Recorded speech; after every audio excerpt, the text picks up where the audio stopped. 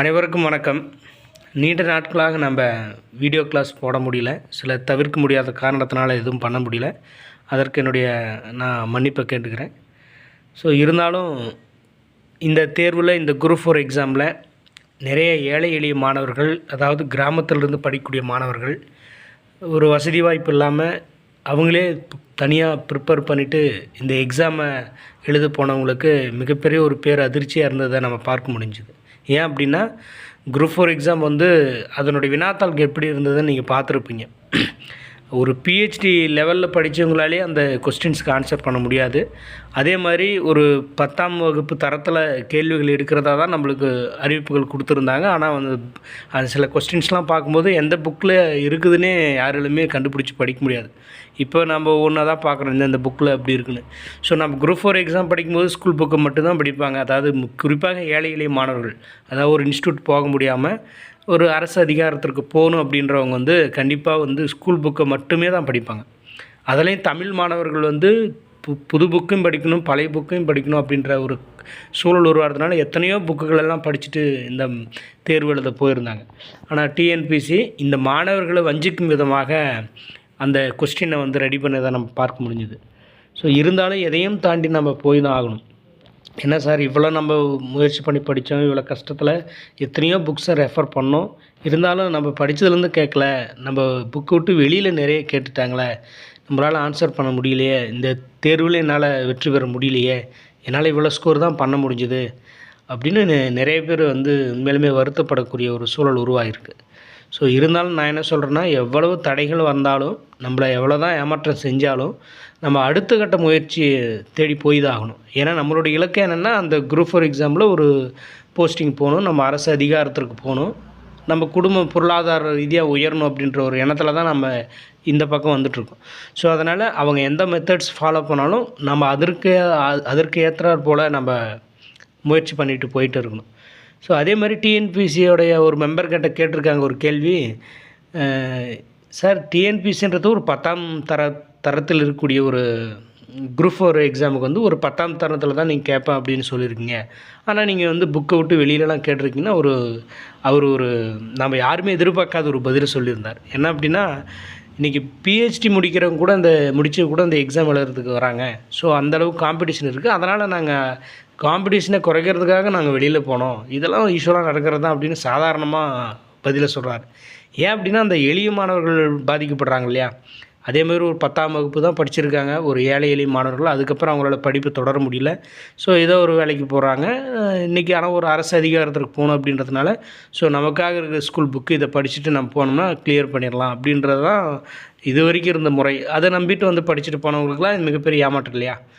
ஏன்னா இப்போ ஒரு வசதியாக இருக்கிறவங்க ஹை லெவலில் படிச்சிருப்பாங்க, இன்ஸ்டியூட்டுக்கு போயிருப்பாங்க, நிறைய புக்ஸை ரெஃபர் பண்ணியிருப்பாங்க. ஸோ அதிலிருந்து கேள்வி கேட்கும்போது அவங்களுக்கு எளிமையாக இருந்திருக்கலாம் ஓரளவுக்கு. ஆனால் ஒரு 10ஆம் வகுப்பு புக்கை மட்டுமே படிச்சிருக்க ஒரு ஏழை எளிய மாணவர்களுக்கு இது ரொம்ப கஷ்டமாக தான் இருந்திருக்கும். ஸோ இப்போ இந்த ஏழை எளிய மாணவர்களை மேலும் வஞ்சிக்கிற விதமாக தான் இந்த கொஸ்டின் பேப்பர் இருந்ததுன்னு நான் சொல்ல முடிஞ்சுது. ஸோ இருந்தாலும் அதற்காக இப்படி தான் பண்ண போகிறாங்க, நம்ம எதுக்கடா படிக்கணும், பின்வாங்கிடலாமா அப்படின்னு யாரும் தயவு செஞ்சு பண்ணாதீங்க. ஸோ அந்த அரசு அதிகாரன்றது உங்கள் கையிலையுமே வரணும். அதற்கு நம்மளால் முடியாத எதுவுமே கிடையாது. ஸோ அவங்க இப்படியெல்லாம் எடுக்கிறாங்களா, நம்ம அதற்கு தகுந்த மாதிரி ப்ரிப்பேர் பண்ணிட்டு போகலாம். ஸோ அதுக்கு நான் இவ்வளோ தான் சார் எடுத்திருக்கேன், 120லேருந்து 150 கூட தான் எடுத்திருக்கேன். இப்போ அதுக்காக மனம் தளராதீங்க. கண்டிப்பாக அடுத்த வருடம் வரும். அப்படி இல்லைனா கூட அதுக்கு அடுத்த வருஷம் கூட வரும். ஒரு 2 வருஷம் கூட கேப் இருக்கட்டுமே. அந்த 2 வருடங்கள்ன்றது எப்படி போகுதுன்னு தெரியாது. ஸோ அதனால் இந்த குரூப் 4 போனாலும் பரவாயில்ல, அதை விட்டுருங்க. அதை போட்டு குழம்பிட்டு மனவேதனையில் இருக்காதீங்க. அடுத்த எக்ஸாமு கண்டிப்பாக ப்ரிப்பேர் ஆகுங்க, ரெடியாகுங்க, படிக்க ஆரம்பிங்க. இப்போ இருந்தே ஸ்டார்ட் பண்ணுங்கள், ஒன்றும் பிரச்சனை இல்லை. இப்போ இருந்தே கொஞ்சம் கொஞ்சமாக அதுதான் அந்த சிலபஸை பாருங்கள். இந்த சிலபஸை வச்சு பாருங்கள். அந்த சிலபஸ் படி தான் அவங்க கேள்வி கேட்டிருக்கேன்னு சொல்கிறாங்க. ஸோ அப்போ இந்த சிலபஸை நம்ம நல்லா ரீட் பண்ணணும். எந்தெந்த பார்ட்லேருந்து எத்தனை கொஸ்டின்ஸ் கேட்குறாங்க. ஃபார் எக்ஸாம்பிள் பாருங்கள், அந்த இலக்கணம்னு இருக்குன்னு பாருங்கள், 25 கேள்விகள். பிரித்து எழுதுக, சேர்த்து எழுதுக. இந்த பிரித்து எழுதுக, சேர்த்து எழுதுதல் நம்ம ஸ்கூல் புக்கில் படிச்சிருப்போம். அதேமாதிரி வெளியிலேருந்து தான் கேட்டிருக்காங்க. ஸோ அத்தனை புக்லேயும் நம்ம பிரித்து எழுதுகள், சேர்த்து எழுதுகள் படிக்க முடியுமான்றது ரொம்ப கஷ்டம்தான். ஸோ இதுக்கு ஒரு சின்ன ட்ரிக்ஸ் என்னென்னா, நம்ம இலக்கணத்தில் புணர்ச்சி விதிகளில் நீங்கள் படிச்சிருப்பீங்க, புணர்ச்சி விதிகள். ஸோ இந்த புணர்ச்சி விதிகளை ஓரளவுக்கு நீங்கள் படித்து புரிஞ்சுக்கிட்டிங்கன்னா, இந்த சேர்த்து எழுதுதல், பிரித்து எழுதுதலை ஓரளவுக்கு எளிமையாக நீங்கள் அதை எழுத முடியும். ஏன்னா அந்த புணர்ச்சி வச்சு தான் அந்த எழுத்துக்கள் பிரிக்கிறாங்க, சேர்க்குறாங்க. ஸோ அதனால் அந்த இலக்கண புக்கில் அந்த புணர்ச்சிகளை நல்லா படிக்கணும். ஸோ அந்த மாதிரி இதில் என்னென்ன டாபிக் கொடுத்துருக்காங்களோ, நியூ புக்காக இருக்கட்டும், ஓல்டு புக்காக இருக்கட்டும், எல்லாத்துலேயுமே இப்போ இருந்தே ஒவ்வொரு இதாக எடுத்து படிங்க. அதையும் தாண்டி வேணும்னா நீங்கள் இன்னும் வெளியில் இந்த தமிழ்நாடு அரசு இப்போ எடுத்திருக்காங்க பாருங்கள் கொஸ்டின்ஸு. நம்ம தமிழ்நாடு பாடநூல் கழகம் அந்த வெப்சைட்டில் போனோம்னா நிறைய புக்ஸ்லாம் வந்து நாட்டுடைமையாக்கப்பட்ட புத்தகம், அப்புறம் அந்த மாதிரி நிறைய முன்னாடி கவிஞர்கள் எழுதின புக்கெலாம் கொடுத்துருக்காங்க. ஸோ அப்போ அந்த புக்கில் இருக்கிற இதெல்லாம் கொஞ்சம் அப்பப்போ கேதர் பண்ணுங்கள். ஏன்னா இனிமேல் வந்து நம்ம எதில் வேணாலும் கேட்பாங்க அப்படின்றத நம்மளால் புரிஞ்சிக்க முடியுது. ஸோ அதனால் அதெல்லாம் நீங்கள் நோட் பண்ணி படிக்க ஆரம்பிங்க. அந்த முதல்ல நம்ம சிலபஸ் எல்லாருமே கையில் எடுத்து வச்சுக்கோங்க. எடுத்து வச்சுட்டு இந்த சிலபஸில் இருக்கிறதெல்லாம் எங்கெங்கே இருக்குது அப்படின்றத புக்கில் நல்லா தெளிவாக படித்து, மெயினாக என்ன வெற்றிக்கு என்ன ரொம்ப முக்கியமானது என்னென்னா, நம்ம வந்து ஒரே மாதிரி படிச்சுட்ருக்கக்கூடாது. ஒரு மெத்தட்ஸை மாற்றி படிக்கின்ற ஒரு இதுக்கு வரணும் நம்ம. இப்போ நான் போன வருஷம் இப்படி படிச்சிருந்தேன், புக்கை பார்த்து படிச்சிருந்தேன், எனக்கு கை கொடுக்கல அப்படின்னும்போது அடுத்து நோட்ஸ் எடுத்து படிக்க ஆரம்பிங்க. இப்போ இருந்தே சின்ன சின்ன நோட்ஸ். இப்போ வந்து திருக்குறள் பாருங்கள், திருக்குறள் தொடர்பான செய்திகள் 20 அதிகாரங்கள் மட்டும் சொல்லியிருக்காங்க. ஆனால் கண்டிப்பாக அதில் இருந்து தான் கேட்டிருந்தாங்க. ஸோ அப்போ இந்த 20 அதிகாரங்கள் மட்டும் பார்த்துட்டு, இந்த 20 அதிகாரத்தினுடைய குறள்கள் எங்கெங்கெல்லாம் இருக்கோ, புக்கில் தான் இருக்குதுன்னு பார்க்காதீங்க, புக்கை விட்டு வெளியே கூட. ஸோ இந்த அதிகாரத்தில் புக்கில் இல்லாத குறள் வெளியே இருந்தால் அதை பாருங்கள். அந்த மாதிரி தான் ஒவ்வொன்றுமே இதில் என்னென்ன சிலபஸில் கொடுத்துருக்காங்களோ அவங்க நம்ம புக்கில் இருக்காங்களான்னு பாருங்கள், படிச்சுக்கோங்க. அதையும் தாண்டி வெளியே என்னவோன்றது அப்பப்போ ஒரு நோட்ஸ் மாதிரி. இப்போ முடியரசனை பற்றி சொல்லியிருக்காங்க, முடியரசன் இருக்குது பாருங்கள். இப்போ முடியரசனில் பழைய புக்கில் இருந்து புதிய புக்கில் இருந்து என்னென்ன கொடுத்துருக்காங்களோ தனியாக ஒரு தொகுத்து நோட்ஸ் மாதிரி எழுதிக்கோங்க. அதையும் தாண்டி வெளியே கூட ஒரு கூகுளில் கூட சர்ச் பண்ணி பாருங்கள், வேறு ஏதாவது புக்ஸில் முடியரசனை பற்றி என்ன கொடுத்துருக்காங்கன்றத நீங்கள் ஒரு தனியாக கலெக்ட் பண்ணி வச்சு ஒவ்வொரு டாப்பிக்கிலும் ஒவ்வொரு அந்த இதுக்குமே நீங்கள் அது மாதிரி ஒரு நோட்ஸ் மாதிரி இப்போ இருந்தே, ஏன்னா 2 வருஷம் 1 வருஷன்றது டைம் இருக்கு இல்லையா, கண்டிப்பாக அடுத்த வருஷம் வந்துடும். அப்படி இல்லைனாலும் தள்ளி போனாலும் அதுக்குள்ளே நம்ம படிக்கணும்னா இப்போ இருந்தே சின்ன சின்ன நோட்ஸ் எடுத்து ஒவ்வொரு டாப்பிக்கும் இப்போ இருந்தே நோட்ஸ். அதே மாதிரி ஜிகேவில் அதே மாதிரி தான். ஜிகேவில் வந்து மெயினாக வந்து சயின்ஸும் இப்போ ஜியாகிரஃபி வந்து ரொம்ப இம்பார்ட்டன்ட் கொடுக்காதீங்க. ஏன்னா 10 கொஸ்டின்ஸ்ன்றதுனால மற்ற சப்ஜெக்ட்டுக்கு வந்து ரொம்ப இம்பார்ட்டன்ஸ் கொடுங்க. இப்போ வந்து சிந்து சமவெளி நாகரிகம் இருக்குன்னா அதே மாதிரி நோட்ஸ் எடுங்க. 6வது புக்கு, 9வது புக்கு, ஹையர் செகண்டரி, அதே மாதிரி ஓல்டு புக்கு. ஸோ எல்லாத்துலேயுமே சிந்து சமவெளியை பற்றி என்னென்ன கொடுத்துருக்காங்களோ ஸோ அதெல்லாம் ஒரு தனியாக ஒரு நோட்ஸ் மாதிரி எடுங்க. ஸோ இந்த மாதிரி எடுத்து இப்போ இருந்தே அப்படியே எடுத்து நீங்கள் படிச்சுக்கிட்டிங்கன்னா அதுக்கப்புறம் ரிவிஷன் பண்ணுறதுக்கு வசதியாக இருக்கும். கடைசி நேரத்தில் புக்கை புரட்ட முடியாது. கேள்விகள் பார்த்தவங்கள எப்படி கேட்குறாங்க, கூற்றுக்காரனு கொடுத்து கேட்குறாங்க, சரியாக தவறான்னு கேட்குறாங்க. ஸோ அப்போ வந்து நம்ம கடைசி நேரத்தில் புக்கை வந்து ரீட் பண்ணிட்டு இருக்கும்போது நம்மளுக்கு அந்த நினைவுக்கு வராது. ஸோ அதனால தான் இப்போ இருந்தே அந்த நோட்ஸ்ன்ற ஒரு மெத்தட்ஸை நீங்கள் ஃபாலோ பண்ணணும். நோட்ஸ் எடுத்து படிக்க ஆரம்பிக்கணும். ஸோ கண்டிப்பாக நான் ரொம்ப முயற்சி எடுத்தால் தாங்க பாஸ் பண்ண முடியுன்றதை கண்டிப்பாக நீங்கள் எல்லாம் தெரிஞ்சிருப்பீங்க. சும்மா நம்ம கடைசியில் ஒரு 3 மாதம் 4 மாதம் படிச்சுட்டு ஐயோ பக்கம் வந்துடுச்சு, 5 மார்க்கில் போச்சு, 20 மார்க்கில் போச்சு, பக்கம் வந்துட்டேன், இன்னும் ஒரு 10 மார்க் எடுத்திருந்தால் போயிருக்கலாமே அப்படின்னு நம்ம ஃபீல் பண்ணுவோம். ஆனால் அந்த எக்ஸ்ட்ரா எடுக்கிற அந்த இன்னும் 10 மார்க்கு நம்ம சொல்கிறோம் பார்த்தியா, அதுக்கு தான் இந்த நம்ம உழைப்பு போடுறோம்.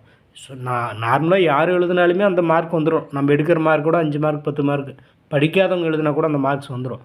இருந்தாலும் படித்தவங்க நம்ம என்ன பண்ணணும், எந்த வழியில் போனால் நம்மளுக்கு மெமரி ஞாபகம் இருக்கும், ஸோ எதை நம்ம சீக்கிரமாக ரிவிஷன் பண்ண முடியும் அப்படின்னும்போது அந்த மெத்தட்ஸை ஃபாலோ பண்ணணும். அந்த மாதிரி நோட்ஸ் எடுக்கிற மெத்தட்ஸு, அந்த நோட்ஸை அப்பப்போ எடுத்து திரும்ப வீக்லி ஒன்ஸ் வந்து அதை ரிவிஷன் பண்ணிவிட்டு, ஸோ அந்த மாதிரி டெஸ்ட் ஏதாவது கொஸ்டின் பேப்பர் எடுத்து டெஸ்ட் ப்ராக்டிஸ் பண்ணணும்.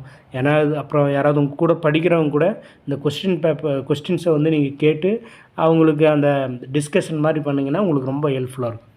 ஸோ அது மாதிரி நோட்ஸ் எடுக்கிற முயற்சிகளை இப்போ இருந்தே கையில் எடுங்க. அதே மாதிரி நம்ம யூடியூப் சேனலில் நம்ம இனிமேல் வந்து வகுப்புகள் எடுக்க போகிறோம். திரும்ப புதியதாக ஃபஸ்ட்லேருந்தே நம்ம ஸ்டார்ட் பண்ணலாம். மேக்ஸு எல்லா சப்ஜெக்ட்லேயுமே வந்து நான் என்னென்ன நோட்ஸ் எடுக்கணும்னோ அதை உங்களுக்கு நான் வீடியோ கிளாஸில் போட்டுக்கிறேன். உங்களால் நோட்ஸ் எடுக்க முடியல அப்படின்னும்போது இந்த வீடியோ கிளாஸை கவனிங்க. நான் நோட்ஸ் கொடுக்குறத நோட் பண்ணி வச்சுக்கோங்க. மேக்ஸை நான் எடுக்கிறேன், இலக்கணமும் எடுக்கிறேன். நான் நீண்ட நாட்கள் இருக்கின்றதுனால இன்னும் ஒரு சில நாட்களில் நான் வகுப்புகள் ஆரம்பிச்சிருவேன். ஸோ அந்த மாதிரி என்னுடைய வகுப்புகளை பிடிக்கிறவங்க, அதாவது விருப்பம் இருக்கிறவங்க, நீங்கள் சொல்கிறது எங்களுக்கு புரிகிற மாதிரி இருக்குது அப்படின்னு ஒரு நம்பிக்கை உள்ளவங்க வந்து ஃபாலோ பண்ணுவாங்க. கண்டிப்பாக இனிமேல் வந்து உங்களுக்கு வகுப்புகள் நடைபெறும். அதேமாதிரி நீங்களும் ஒரு நோட்ஸ் எடுக்கிற பழக்கத்தை வச்சுக்கோங்க. கண்டிப்பாக நம்ம முயற்சிகள் எடுத்துகிட்டே இருந்தால் தான் கண்டிப்பாக சக்ஸஸ் பண்ண முடியும். ஸோ நடந்ததாக இருக்கட்டும், குறைவான மதிப்பெண்கள் எடுத்தலாம் கண்டிப்பாக அடுத்த முறை வந்து ஒரு ஸ்டேட் லெவலில் நீங்கள் கண்டிப்பாக போகணும். அவங்க என்ன எப்படி டஃப்பாக எடுத்தாலும் சரி, கண்டிப்பாக இப்போ ஸ்கூல் புக்கிலேருந்து கேட்பாங்க. அதையும் தாண்டி நம்ம என்னென்ன புக்குன்றதை நான் உங்களுக்கு அப்பப்போ கிளாஸில் சொல்கிறேன். ஸோ இதை ரிவிஷன் பண்ணி இதை தாண்டி போக போகிறதில்ல. அப்படி போனாலும் 10 கொஸ்டின் 5 கொஸ்டின் தான். அது எல்லாத்துக்குமே டஃப் தான். இப்போ இந்த கொஸ்டின் பேப்பர்லேயே பாருங்கள், 200 கொஸ்டின்ஸுக்கு வந்து அப்போல்லாம் வந்து 180 எடுக்க முடியும் எல்லாராலையுமே, 170 எடுக்க முடியும். ஆனால் இன்றைக்கி 150ன்றதே பெரிய கேள்விக்குறியாக இருக்குது. ஸோ அப்போ நம்மளுக்கு 200க்கு 200 எடுக்கணும்னு கிடையாது. நாமளும் ஒரு எஃபோர்ட் போட்டிருந்தோம்னா நாமளும் அந்த 150 கிராஸ் பண்ணியிருப்போம், நம்மளுக்கும் ஜாப் கிடச்சிருக்கும். ஸோ நம்ம என்னென்ன மிஸ்டேக் பண்ணோம் அப்படின்றத நீங்கள் யோசிச்சுட்டு அந்த முறைகளை ஃபாலோ பண்ணுங்கள். கண்டிப்பாக வெற்றி பெறுவீங்க. ஸோ அதுக்கு வந்து இன்னையிலேருந்து நம்ம முயற்சி பண்ணணும். இன்னைன்றதை இன்னும் ஒரு வாரம் டைம் விட்டு கூட அப்போ இருந்தே படிக்க ஆரம்பிங்க. நோட்ஸ் எடுங்க, டிஸ்கஷன் பண்ணுங்கள். நம்ம வாட்ஸ்அப் குரூப்பில் வந்து நீங்கள் பார்த்துருப்பீங்க, டிஸ்கஷனே ஒரு குரூப் இருக்குது. அதில் டிஸ்கஸ் பண்ணலாம். பண்ணிங்கன்னா நீங்கள் இப்போ ஒரு தனியாக படிச்சுட்ருக்கேன், எனக்கு எந்த ஒரு ஃப்ரெண்ட்ஸும் நம்மளுக்கு சப்போர்ட் இல்லை. ஸோ யாருக்கிட்ட நான் என்னோடய கொஸ்டின்ஸை கேட்டு டிஸ்கஷன் பண்ணுவேன் அப்படின்றவங்களுக்காக தான் அந்த குரூப்பை ஓப்பன் பண்ணியிருக்கேன். ஸோ டிஸ்கஷனுக்கே நமக்கு வாட்ஸ்அப்பில் குரூப் இருக்குது. ஸோ அதில் நீங்கள் வந்து ஃப்ரெண்ட்ஸோட அப்படி டிஸ்கஸ் பண்ணிக்கலாம். ஒரு ஞாபக சக்திக்காக தான் அது. ஸோ கண்டிப்பாக யாரும் மனம் தளராதீங்க, வருத்தப்படாதீங்க. அடுத்த தேர்வுக்கு தயாராகிற முயற்சிகளை எடுங்க. கண்டிப்பாக அடுத்த எக்ஸாமில் நீங்கள் கண்டிப்பாக நிறைய ஏழை எளிய மாணவர்கள் கண்டிப்பாக பாஸ் பண்ணுவீங்க. அதுக்கு நானும் ஒரு சப்போர்ட்டாக உங்களுக்கு கைட் பண்ணுவேன். அந்த நம்பிக்கை எனக்கு இருக்குது. கண்டிப்பாக அடுத்த வருஷம் நீங்கள் எல்லாருமே பாஸ் பண்ணிட்டீங்க அப்படின்ற ஒரு மகிழ்ச்சியான செய்தியை நான் கேட்குறதுக்காக காத்துட்ருக்கேன். நன்றி. நம்ம அடுத்து இனிமேல் வகுப்புகளை சந்திக்கலாம். நன்றி, வணக்கம்.